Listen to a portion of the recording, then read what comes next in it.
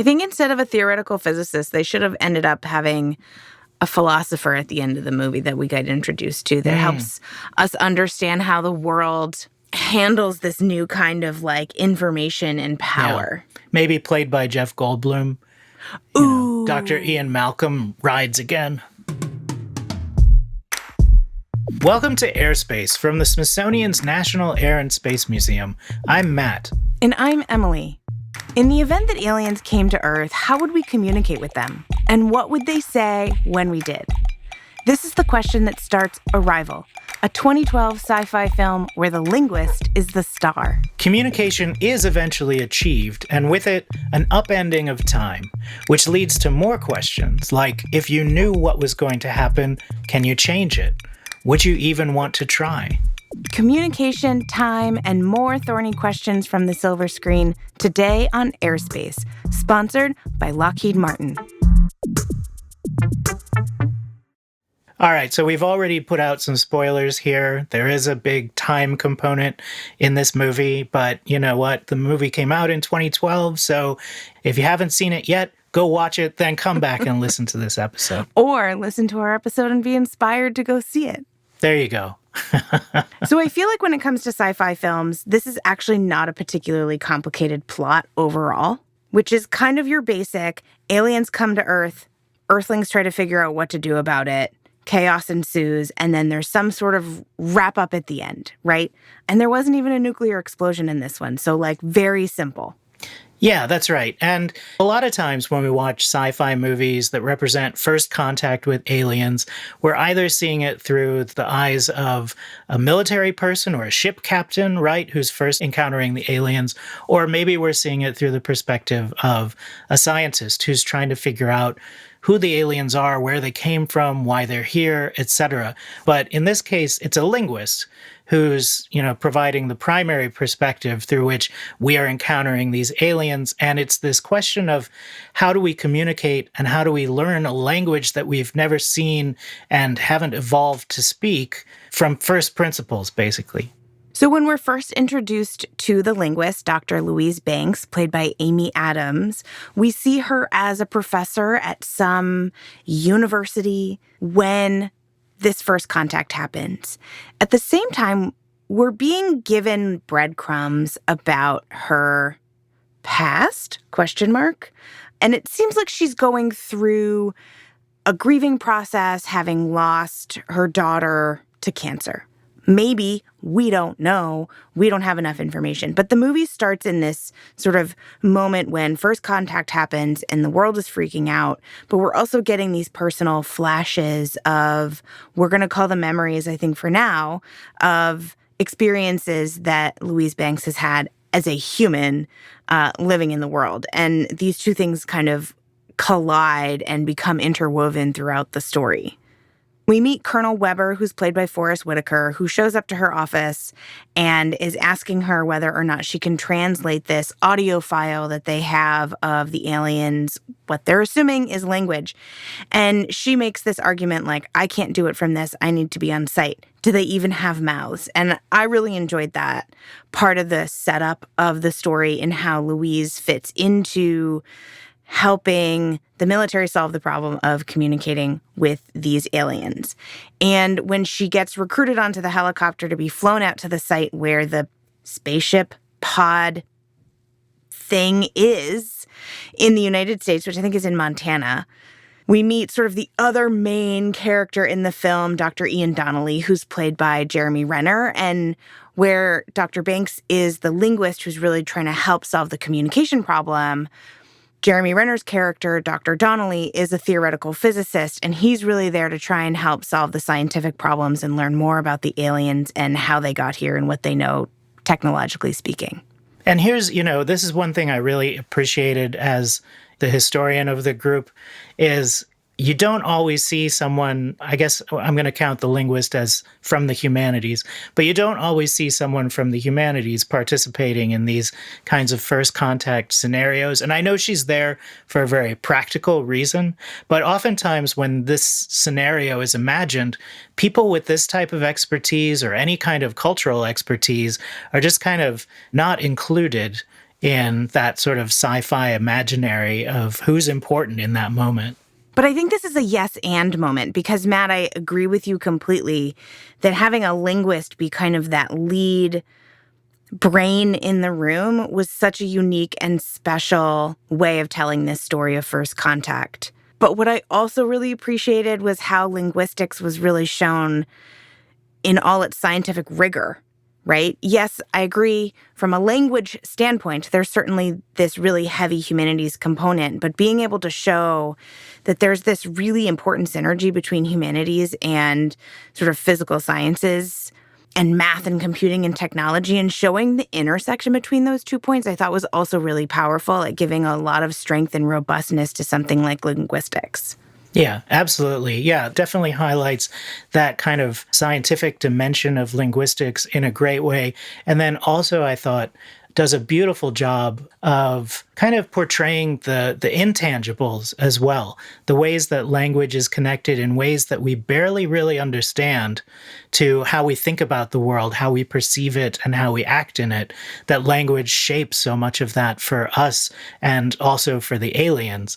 And that sort of, that power of language, not just to communicate, but to shape your world. So to move ourselves through this plot a little bit more, I think we have to talk about the heptapods, which is sort of what everybody starts calling the aliens. And if you haven't seen the movie, the best way to describe the way these aliens look is it's like if a squid or an octopus species crossed with the hand from the Addams Family.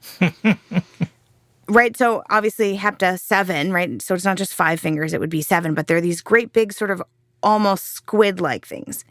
And, Dr. Banks really is spending a lot of time using a lot of unorthodox methods, trying to gain more time and patience from the military as she works through, in the movie, an abbreviated series of scenes where she works really hard to break down simplistic concepts in a way so that she can be understood by the heptapods and that they can communicate with her the same idea in their own language. And this is where things get, for me, really complex, but also really exciting in how they built this perception of these aliens and how they communicate. Yeah, and we're not given a lot of detail about what's happened in attempting to communicate with the aliens before Dr. Banks arrives, and we get a little bit, just minimal information about what's happening at those other sites, because there are 12 different sites where the aliens have landed, and they're in different countries. But what we do learn is that Dr. Banks's approach gets the most traction. Somehow she is the one who, makes the first kind of leaps forward in attempting to communicate with the heptapods. And what's interesting is how the international collaboration is this really open network of scientists who are working really hard. As soon as somebody learns something, they are passing it on to every other country that has one of these pods, alien ships, I don't know, in their country, right? There's 12 of them distributed across the globe. And when the military starts to get really impatient about how Dr. Banks is communicating and really trying to get at the purpose of the aliens being here, it's another sort of linguistic, open-ended question about how you're translating interpretations of words. And so when Dr. Banks asks the question, really seriously, guys, what are you doing here? And they say, give weapon. We're here to give you a weapon. The question then becomes, do they really mean weapon? And this is where all the geopolitical stuff goes dark, right? Everybody who's been collaborating together is being ordered to no longer collaborate. Yeah, and there's another dimension to this too, which is the feelings of the other folks who are outside of all of those high-level negotiations, and especially, the general public and the media reacting to minimal information about the heptapods because they're not getting that much information from their governments about what's happening inside of those ships and what's the nature of the relationship between humans and the heptapods. Are we now being taken over by aliens? Are we going to fight the aliens? There's not a good sense of it, and there's a great deal, of course, of fear and uncertainty in ways that, ultimately lead to one of the turning points in this movie, which is that a group of rogue soldiers from the sort of base camp where they've been working with the heptapods plants a bomb inside of the ship that our main characters aren't aware of, and that they go then into the ship and, the heptapods end up saving them from the bomb, while at the same time suddenly giving them a big explosion of heptapod language. So there's the literal explosion of the bomb, and then the figurative explosion of the language, where suddenly they're given all of these characters all at once. And we're now at a point where Dr. Banks is relatively fluent. And one of the main characteristics of this language that's really pushed comprehension forward and gained fluency for Dr. Banks is this recognition that the aliens sort of know approximately the full beginning, middle, and end of their thought before they speak it. And it gives this sense of time in how they're communicating, in that they don't think about time linearly. They don't think about it as beginning, middle, end. They think about it kind of all at one time.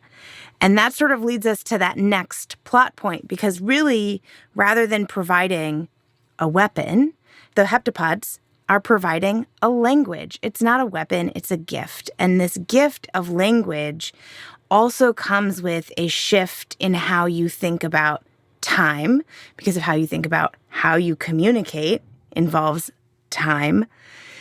And I don't know how deep we want to get into this, Matt, because the whole time component gets really confusing. But essentially, by learning the language, Dr. Banks receives that language, which is a gift, which allows her to understand the memories she's been having, which in fact are glimpses of the future. Yeah, so there's what I think of as like a very, very sci-fi moment in this film. Not that the whole film isn't sci-fi, but, when you suddenly learn that the time component is very important to the story, it's at this moment right after the explosion where things are falling apart geopolitically and the base camp is being torn down.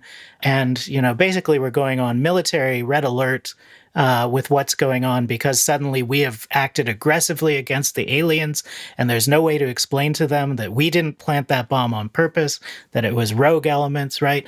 And Dr. Banks suddenly has access to all of these alien characters and suddenly is able to learn the heptapod language, not because she's able to work really quickly and figure it out, but because she's able to see herself in the future learning and teaching the language. So suddenly she knows the language because she's going to know the language, which is a little bit paradoxical, right?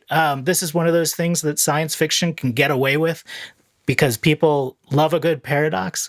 But what she also then starts to realize is that these memories that she's been having and that we've been seeing on screen that we've thought came from the past, these are actually memories that she will make in the future about her marriage and her daughter and the ultimate death of her daughter.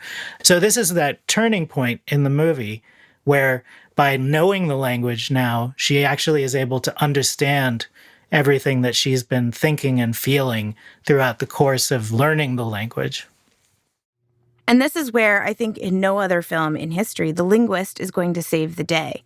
Because at this point, everybody, as you mentioned, Matt, everybody's on high red alert. Nobody knows whether or not the heptapods are going to react negatively or positively to a lot of the tumultuousness that's been going on.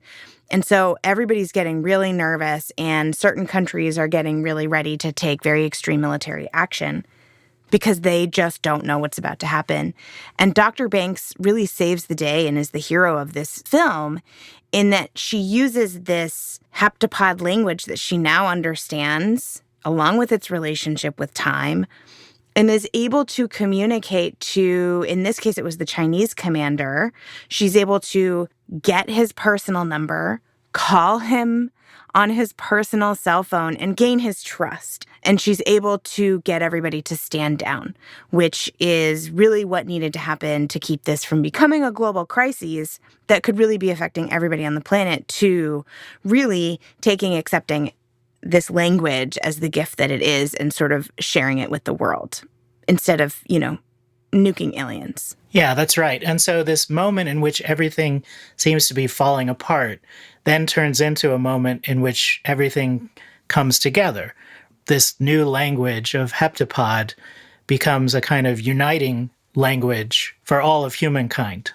And so, Matt, this is where I kind of want to start asking you some questions, because what I loved most about this film was literally the plot of the science fiction film we've just laid out for everybody. But what's harder to communicate in a plot summary is some of these broader themes that are threaded throughout the film that are related specifically to these flashbacks, which we find out are flash forwards. And those flash forwards are not only helping us to learn, but is also sort of probing that sort of question of what choices would you make if you knew what your future held, which is ultimately kind of where we end up in the movie. And I kind of want your sort of literary perspective on how that landed for you, because for me in the film, it was this great sci-fi movie, and there was kind of this other stuff happening in the background that was like felt a little bit afterthoughty, but there's kind of a reason for how this came to be in the movie. Yeah, so the movie is based on a short story by the science fiction author Ted Chiang. Ted Chiang has been on the podcast. He was on our side pod, Voyages to Mars, reading one of his other science fiction stories back a few years ago. And I would say that he, as a science fiction author, is very poetic in his approach to science fiction. And I think when he crafts short stories like the one that this movie is based on, you know, he's really masterful at putting those things together and connecting with readers on not just a sci-fi is cool level, but a really emotional level. So, you know, if you read that story, movie aside for a second, what you really find is that this is a story about pain and loss and love, where, you know, learning the language is an important component to that story of like, yes, I know ahead of time that my marriage is going to fail. I know ahead of time that my daughter is going to die at a young age, and yet I'm going to enjoy these moments. I'm going to live in my present, and I'm not going to try to avoid that fate that I know is coming. And so I think on that level, what this story is about, and then what the movie encapsulates in the story of the daughter and the memories that then become visions of the future, is that fact of human existence, that we wouldn't live any other way, right? Just because we know that pain is attached to our love and our joy. Yeah, and I think, you know, I didn't read the short story. I didn't read Ted's short story, but bringing the movie back around to other science fiction, right? You know, I've kind of compared it to why it's not Independence Day, and maybe why it's not Men in Black, in that there's no time spent on all of these advanced technologies that aliens have brought to Earth. But I think what's really interesting about Arrival for me watching it was its parallels to the movie Contact, which we've also done an episode on, which is both a book and a movie. And I think what's really interesting in Contact is that there's maybe less time spent trying to communicate with the aliens and more time spent trying to understand what the aliens have given us, which isn't totally different, right, than what Dr. Banks is doing, because while Dr. Banks is trying to teach the heptapods our language, they're also trying to teach their language to us. And there's a lot of really interesting parallels also in how the film ends, in that Dr. Ellie Arroway in Contact is kind of the only person that really has an experience with the aliens at the end of Contact. And in Arrival, Dr. Banks is really the only human who has a close connection to the aliens in that same way. And in both instances at the ends of the films, both of those, I'm going to call a linguist a scientist, Matt. Both of those scientists really take on the responsibility of communicating their experiences with the world in, albeit two different ways.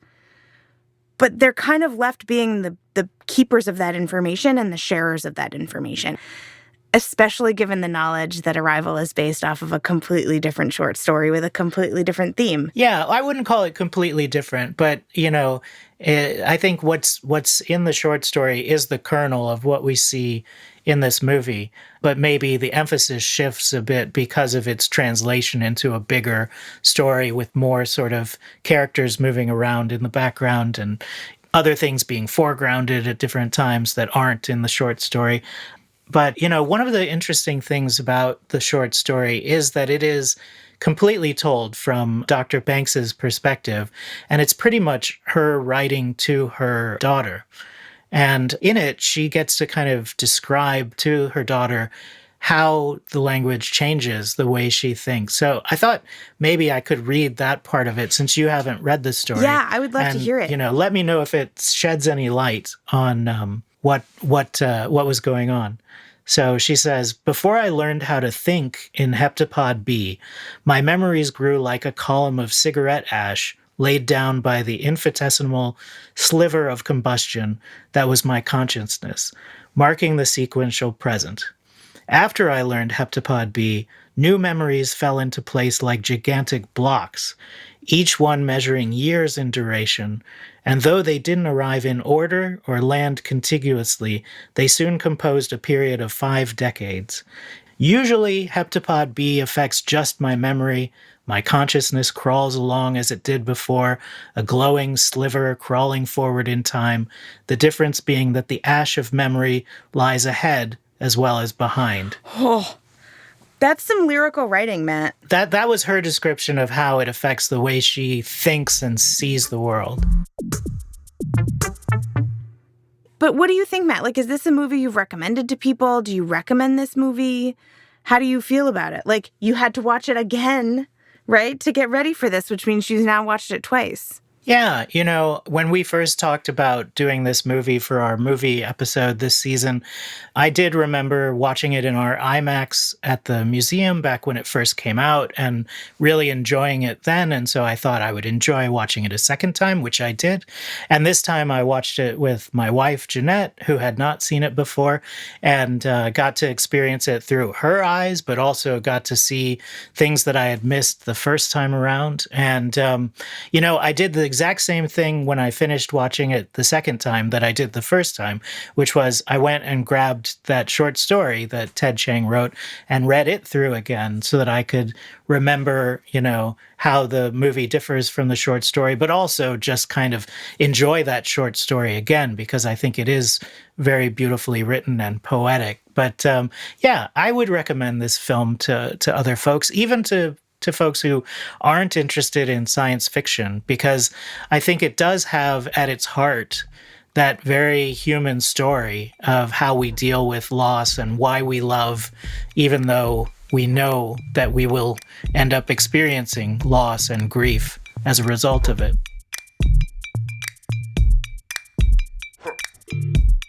AirSpace is from the National Air and Space Museum. It's produced by Jennifer Weingart and mixed by Tarek Fuda. AirSpace is hosted by Dr. Matt Schindel and me, Dr. Emily Martin.